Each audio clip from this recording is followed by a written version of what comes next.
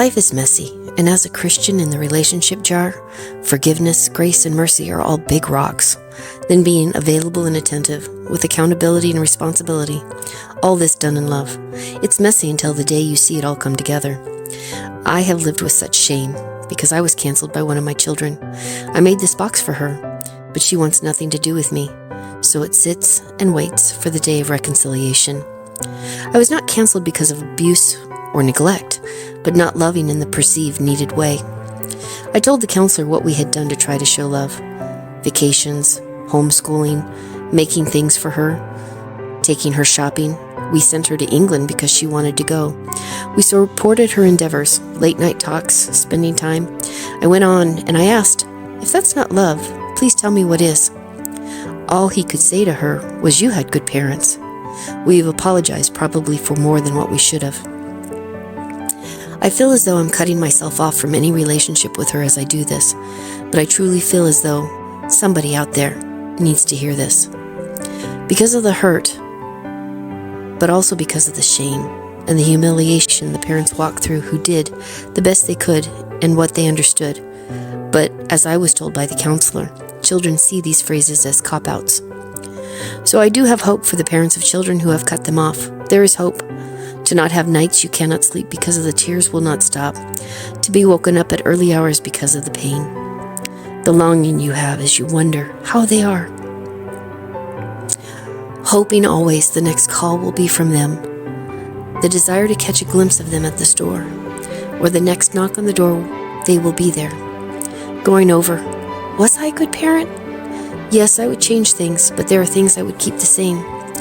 We asked for forgiveness at the time, and even asked our kids about how we parented.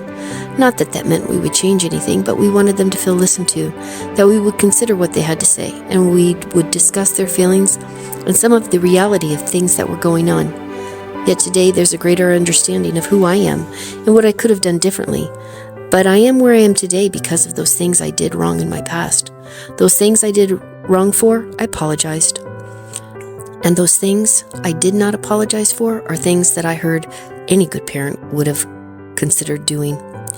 Even the counselor did not speak up against these things I brought up. I changed the way I raised my kids from how my parents did. My dad, military from a family of boys and loving. And my mother, from an abusive alcoholic father and a dismissive mother. They both did the best they could.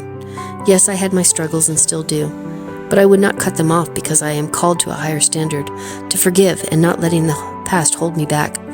Moving forward and getting rid of the shame, that was a big hurdle, being okay with mistakes. And then realizing something. God created this world for us, giving us everything for life, giving it to us in the beginning. Then He sent Jesus to make a way for a perfect relationship with our Father. But today, even as a Christian, I can choose not to have communication with Him. But His desire is to have conversations and to work together. I've wrestled much over making this video and realized I was not fighting me. I'm fighting God. In my head, the conversation sounds like, I don't want to be vindictive because I want relationship. And I hear, you don't have the heart to be vindictive. You love too much. I don't want to make excuses. There's a person out there who needs to hear this. If you raised your kids and tried the very best to give them you and true love, apologized for your mistakes and changed, made sure they had their needs met, and maybe too much, there's no shame in that. Nobody's the perfect parent. I was the first-time parent to my firstborn, and I was the first-time parent to my first secondborn. So where's the hope? There's always hope.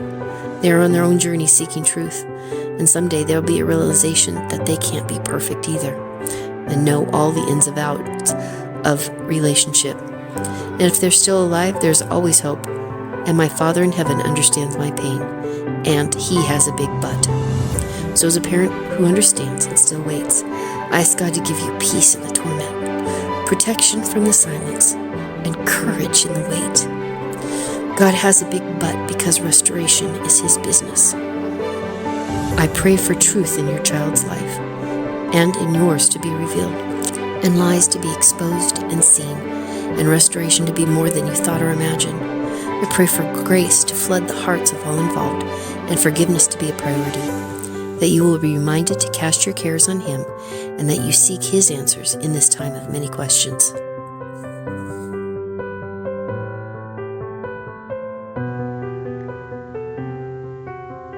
Hey,